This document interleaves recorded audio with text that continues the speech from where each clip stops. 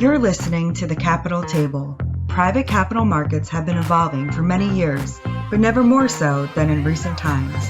Take a seat at the Capital Table with leading experts discussing insights into the private equity and M&A worlds, and take away the knowledge you need to excel in a rapidly changing marketplace. We know this is one table you'll leave feeling full and satisfied.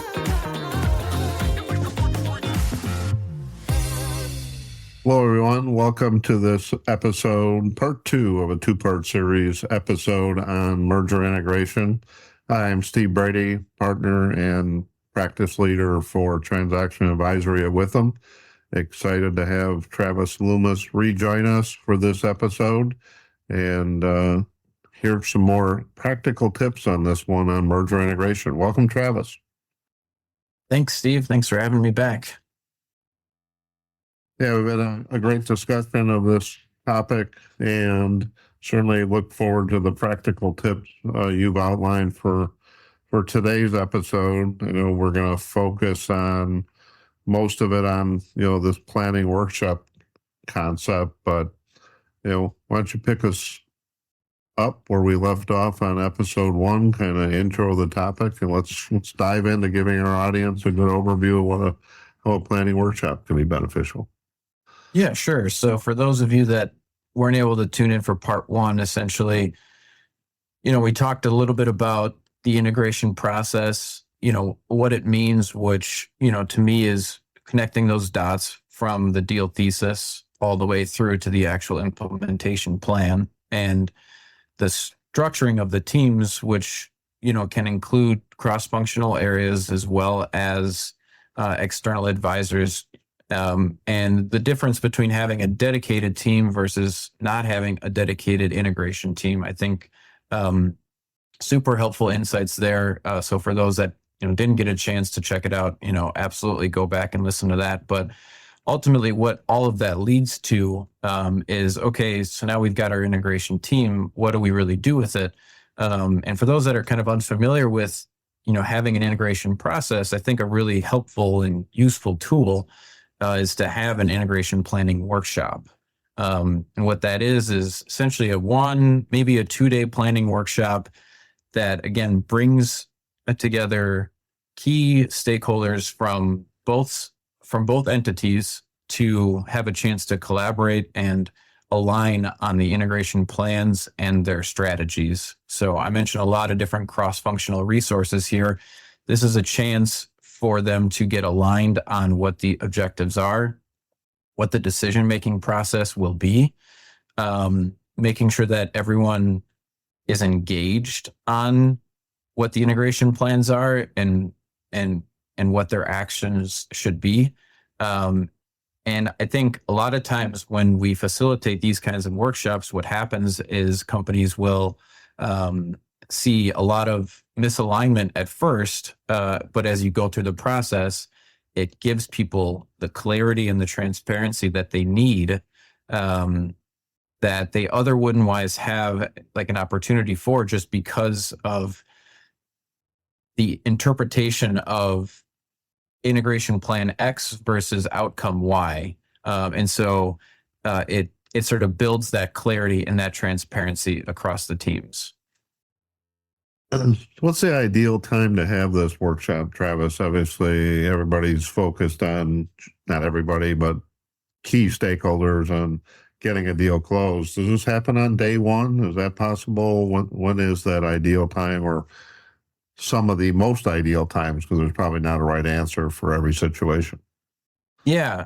I mean, in a perfect world, you'd have it sort of in the pre-close side of it, but that's usually not something that everyone's available for, nor I think is it something that you can sort of rely on. So usually it'll happen within the first couple of weeks, but the sooner the better is what I always say, just because, again, as you start to uncover all of these different activities and uncover the barriers as you start to try and attack those day 1 through day 100 post-close plans, what you'll find is a lot of potential areas for misalignment along the way.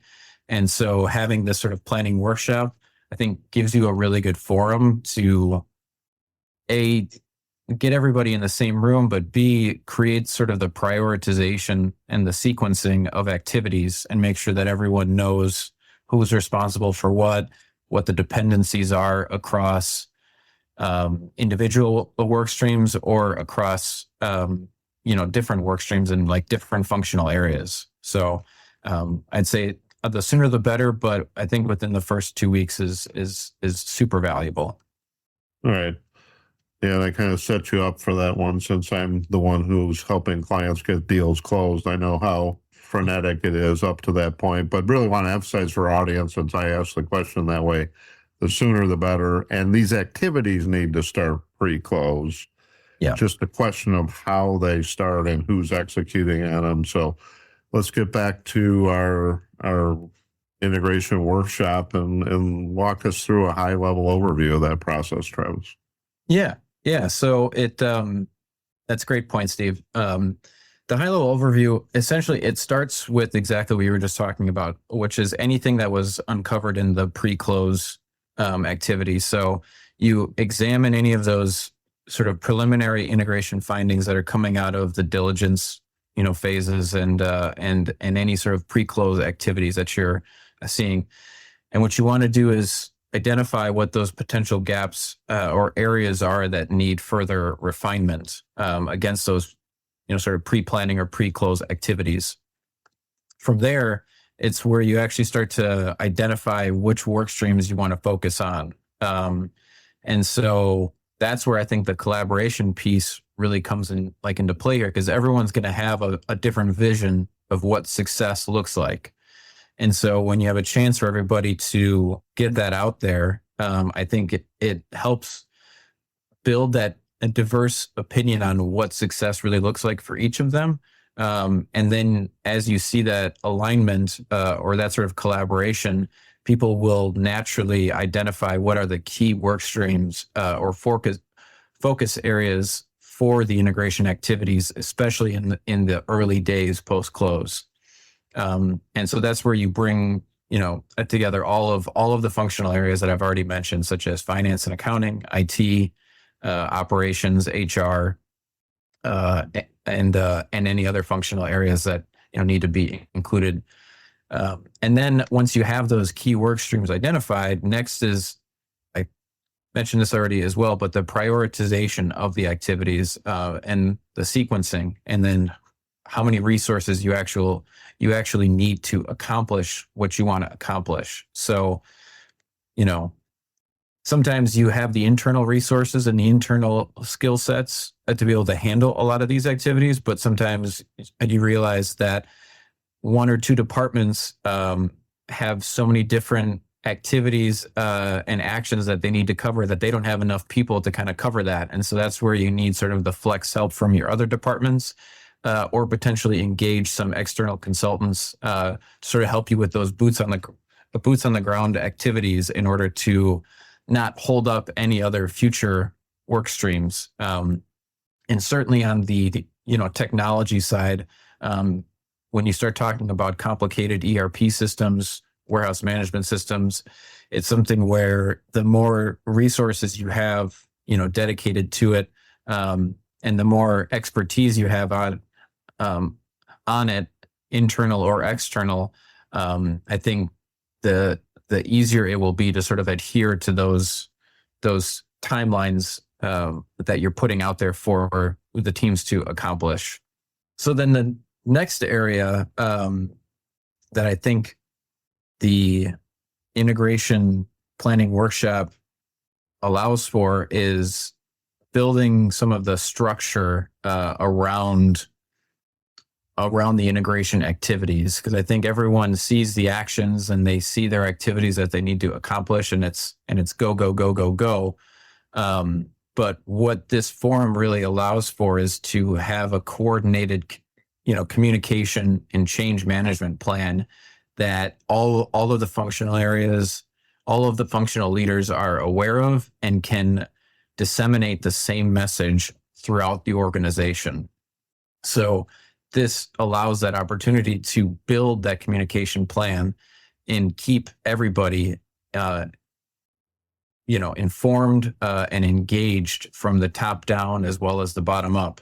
And it also creates an opportunity to preemptively address any employee concerns. And so that's where the change management strategy really comes into play. So I think the integration planning workshop, another key piece of that is to identify those sort of change management plans and preemptively address any of those concerns, as well as along the way, have that sort of feedback loop that as you get concerns from employees, have a way to address it internally, either through the change management team or a steering committee team, or even across the functional leaders that were in the integration planning workshop already.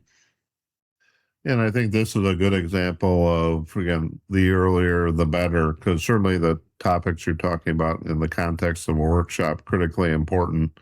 But for our audience, and many probably thinking, you got to communicate immediately, meaning when the deal closes or right before, right after, and there's an art to that depending on the situation. So, we're really pointing out this absolutely essential and in stride with the workshop environment. There's going to be different people involved in that first communication of, oh, we just merged with ABC yesterday employees. So, it just goes back to what Travis said either earlier on this episode or the first episode. The earlier, the better in terms of planning these steps out.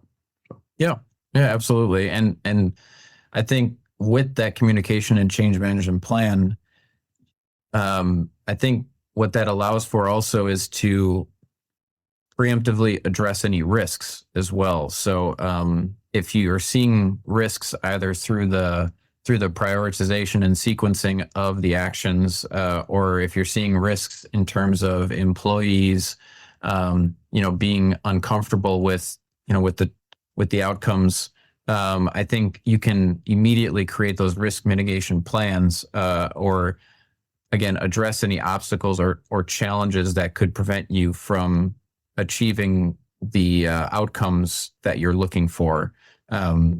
And then I think the last thing that the integration planning workshop allows for is, again, it sort of creates that governance. And I mentioned it a little bit with the feedback loop, but essentially it creates a lot of structure for people around the roles and responsibilities, as well as the decision-making mechanisms as things arise and as challenges and obstacles arise. It's okay, who's ultimately going to be in charge for what, and who's going to have the decision-making authority when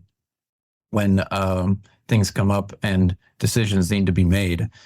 So I think, again, having those sort of parameters, I think it gives clarity, and I think will streamline a lot of the communication when those challenges arise. Just because it's something where I think everyone, again, gets bogged down in the details of the actions that need to be done. But when they come up for air and they see the obstacles, then it's sort of that inflection point of, okay, what do I do with this? Or do I escalate this to, someone else? And then they're ultimately, going to be the ones to help make that decision and address and resolve that issue. So having that sort of governance in place and establishing those checkpoints and those review mechanisms in order to monitor progress and address issues, I think is super valuable. And again, it involves several cross-functional leaders within both entities in order to drive that collaboration and that alignment.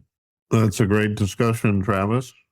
Well, Travis, those are some great thoughts on an integration workshop. And again, certainly been a great two-part discussion on what's happening with merger integration, what's new, what are some of the issues, but really what are the key strategies to have an effective integration after the deal, plan for it before the deal, and have it all tie in to the reason a merger or an acquisition is happening in the first place, and making it a successful transaction. So appreciate your time, and thank you again for joining us on the Capitol table again. And any final thoughts? Yeah, no, I appreciate you having me back on, Steve. Always happy to discuss merger integration, plans and activities. And certainly some of the recent trends, I would say, require a more focused approach from, everybody involved to execute and create the value that the deal was even predicated upon. And certainly something that if an integration planning workshop is unfamiliar to you, happy to discuss that more with anybody. So thank you for the time, and looking forward to the next time. Very good. Sounds good. Always a good discussion, Travis. Thank you. Thank you to our audience. Again, Steve Brady, partner with Witham. We appreciate your attention. Take care, everyone. You've been listening to the Capitol Table. For more information, please visit witham.com. Thank you for listening.